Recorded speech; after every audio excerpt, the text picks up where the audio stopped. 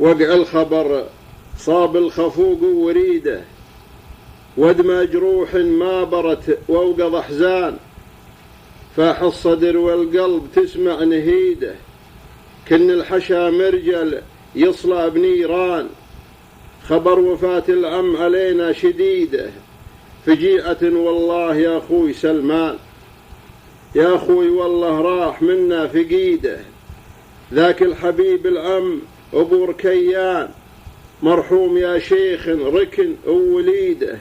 ركن الكرم والرجولة عبد الرحمن، رياستك يا عم علينا أكيده،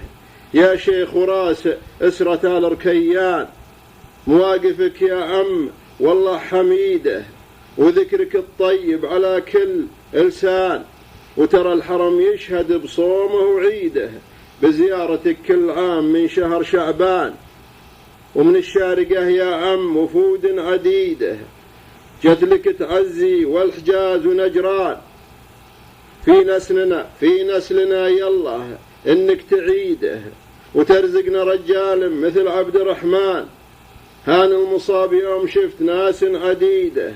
في جنازته والبيت كل يوم مليان، يلا سألتك لأبو سمع حميده، طلق الحجاج ابن عبدك ركيان،